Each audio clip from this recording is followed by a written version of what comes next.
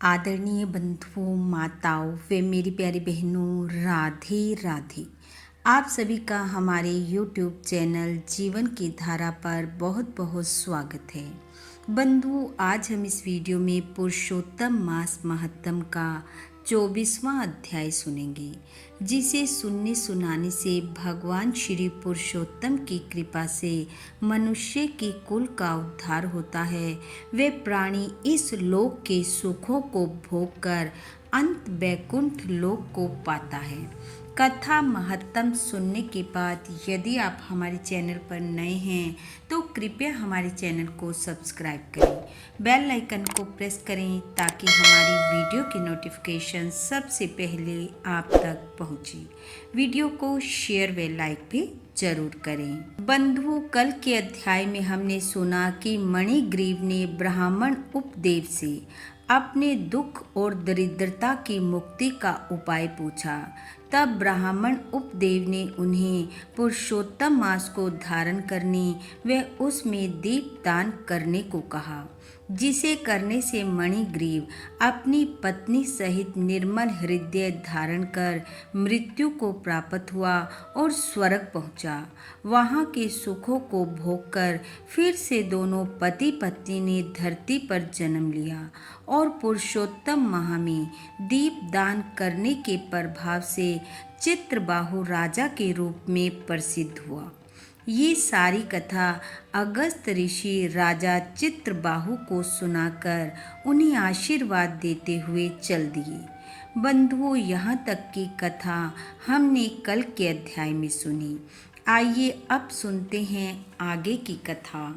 राजा चित्रबाहु की कथा सुनकर राजा दृढ़धनवा ने ऋषि वाल्मीकि जी से पूछा, हे मुनि, श्री पुरुषोत्तम मास में व्रत उपवास रखने वाले व्यक्तियों के व्रत की पूर्ति के निमित्त कृपया उद्यापन की भी विधि बतलाएं। वाल्मीकि जी बोले, हे राजन, पुरुषोत्तम मास की अष्टमी, नौमी अथवा चतुर्दशी तिथि को उद्यापन करना चाहिए। इस दिन प्रातः काल उठकर स्नान आदि क्रियाओं से निवृत्त हो स्वच्छ वस्त्र धारण करें। फिर यथासाध्य सामग्री से उद्यापन करें। भगवान विष्णु की परम भक्ति करने वाले 30 ब्राह्मणों को पत्नी सहित भोजन करवाएं। यदि इतनी सामर्थ्य ना हो तो 7, 5 या फिर एक ब्राह्मण पति पत्नी को ही भोजन करवाएं तथा यथाशक्ति कार्य को श्रद्धापूर्वक संपन्न करें। ऋषि बोले, मध्याह्न काल में एक द्रोण अथवा इसके आधे अथवा चौथाई भाग जितने की सामर्थ्य हो उतने ही सांख्य लेकर धान्य मिलाकर सर्वोत्भद्र बनाकर उसके चारों ओर यथाशक्ति सोने, चांदी, तांबे अथवा मिट्टी के छिद्र रहित निर्मल 4 कलश मंडल स्थापित करें।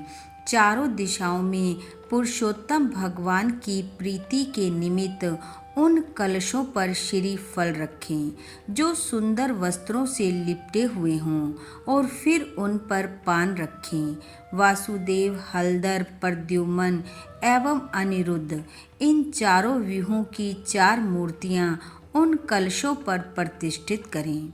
पुरुषोत्तम व्रत के प्रारंभ में स्थापित की हुई श्री राधे सहित भगवान पुरुषोत्तम देव की मूर्ति को कलश के साथ लाकर सबके मध्य में मंडप में प्रतिष्ठित कर दें। पूजन के निमित्त किसी वेद वेदांग में प्रांगत वैष्णव आचार्य ब्राह्मण को लेकर आएं। जप निमित्त 4 ब्राह्मणों को 2-2 वस्त्र एवं दक्षिणा दें। वस्त्र आभूषणों से आचार्य को अलंकृत करके हृदय से प्रसन्न होकर शरीर की शुद्धि के लिए प्रायश्चित करें। उसके बाद पत्नी सहित पहले कही हुई विधि से पूजा करें। चारों ब्राह्मण 4 व्यूहों का जप करने बैठ जाएं।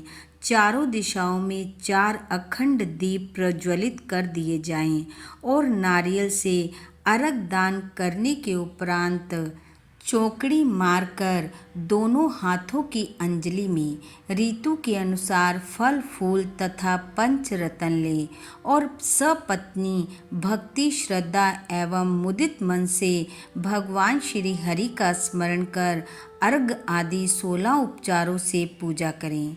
कौस्तुभ मणि से दीप्तमान वक्ष स्थल वाले श्री पुरुषोत्तम भगवान का ध्यान करके आरती कर साष्टांग प्रणाम करें। श्री वत्स से चिन्हित श्री हरि भगवान की वंदना दंडवत करके ब्रह्म रूप ब्राह्मणों को दक्षिणा के साथ पूर्ण पात्र देकर आचार्य को आनंद दक्षिणा दें। भक्ति पूर्वक स्त्री सहित आचार्य को वस्त्र आभूषण से प्रसन्न करके दक्षिणा सहित विदा करें। ऋषि बोले, हे राजन, आप जैसे राजा को दूध देने वाली गायें बछड़े सहित आभूषणों से सुसज्जित कर, जिसकी तांबे से मड़ी पीठ और सोने से मड़े सींग और चांदी से मड़े खुर हों, दान करनी चाहिए। घी और तिल के पात्रों का दान करें। महेश तथा गौरी की प्रसन्नता के निमित्त स्त्री पुरुषों को पहनने योग्य वस्त्रों का दान करना चाहिए। जूते का दान करें। यदि सामर्थ्य हो तो वैष्णव ब्राह्मण को श्रीमद् भागवत ग्रंथ की प्रति दान में देनी चाहिए। ऋषि बोले, श्रीमद् भागवत साक्षात भगवान का अद्भुत रूप है।